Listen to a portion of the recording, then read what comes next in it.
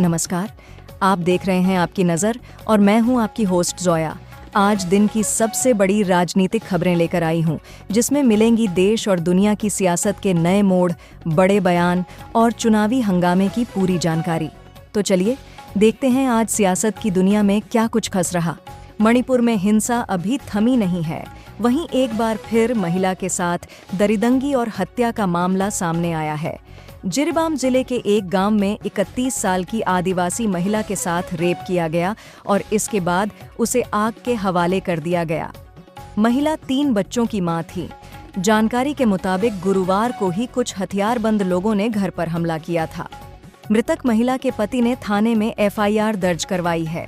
प्राथमिकी के मुताबिक सांप्रदायिक और जातीय आधार पर यह हिंसा की गई है। शुक्रवार देर रात तक आरोपियों की पहचान नहीं हो पाई थी।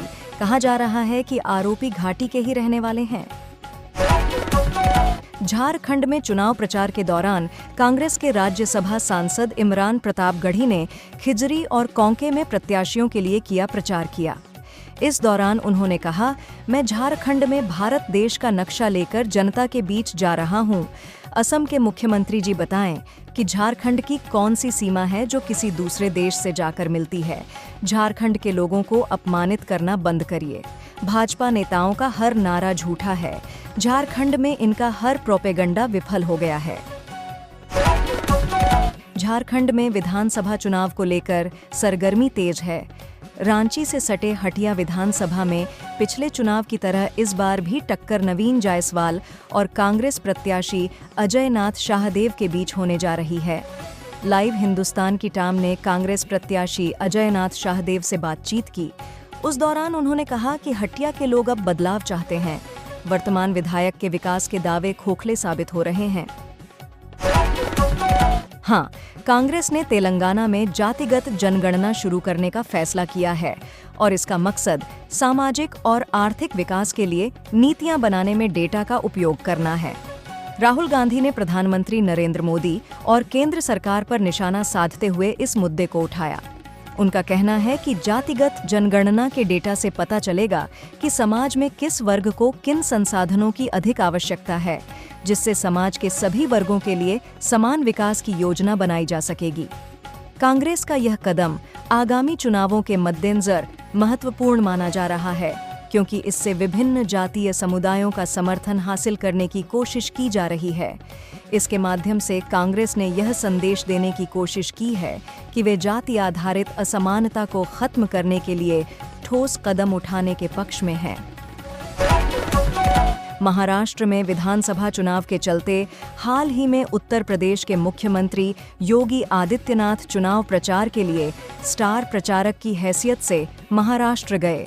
इस दौरान उन्होंने अमरावती में जनसभा की, लेकिन उनके एक बयान पर NDA में बवाल हो गया है।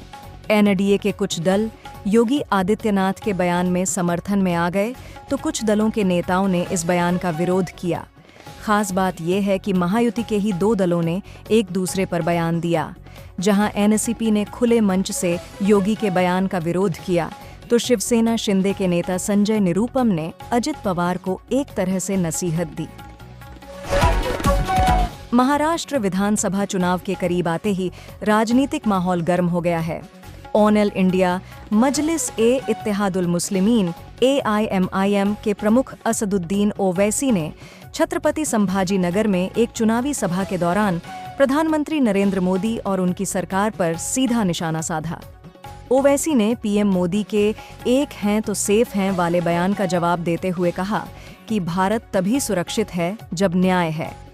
ओवैसी ने यह बात सामाजिक न्याय और समानता की ओर इशारा करते हुए कही, जिसमें वे यह समझाने का प्रयास कर रहे थे कि भारत की सुरक्षा और स्थिरता के लिए एकजुटता के साथ साथ न्याय और निष्पक्षता भी जरूरी है।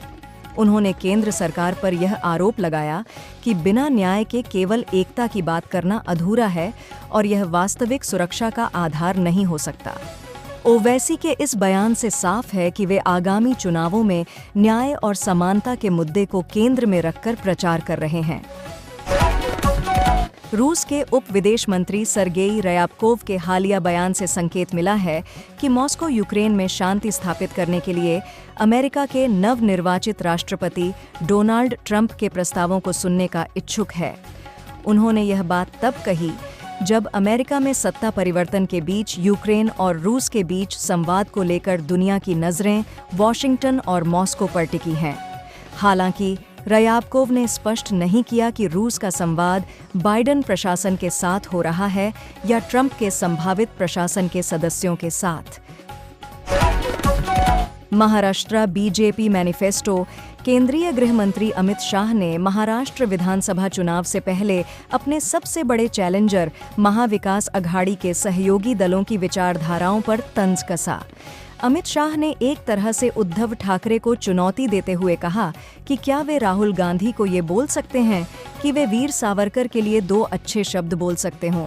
इतना ही नहीं, उन्होंने कांग्रेस के बाकी नेताओं का जिक्र करते हुए ये भी कहा कि क्या वे बाला साहेब ठाकरे के सम्मान में कुछ बातें कह सकते हैं। अमित शाह ने महाविकास अघाड़ी को लेकर कहा कि ये ऐसे दलों का गठजोड़ है जिनके विचार ही नहीं मिलते हैं।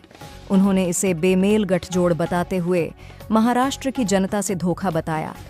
उन्होंने कहा कि महाराष्ट्र की जनता इनके सरकार बनाने का सपना पूरा नहीं कर सकती। केरल की वायनाड लोकसभा सीट पर चुनावी माहौल गर्म है, जहां प्रियंका गांधी के समर्थन में प्रचार के लिए ओलंपियन विनेश फोगाट और कांग्रेस नेता सचिन पायलट पहुंचे हैं। विनेश ने प्रियंका गांधी के संसद पहुंचने की उम्मीद जताई है। इस सीट के लिए मतदान 13 नवंबर को होगा और चुनाव परिणाम 23 नवंबर को घोषित किए जाएंगे। झारखंड की रैली में राहुल गांधी ने प्रधानमंत्री नरेंद्र मोदी पर तीखे हमले किए। उन्होंने कहा कि प्रधानमंत्री गरीबों, किसानों, दलितों, पिछड़ों और आदिवासियों के बीच नहीं जाते हैं और उनके साथ सहजता से नहीं मिलते।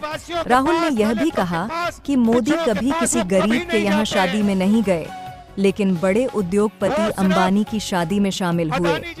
राहुल के अनुसार यह इस बात का संकेत है कि मोदी सरकार आम जनता की बजाय अमीरों और उद्योगपतियों के करीब है।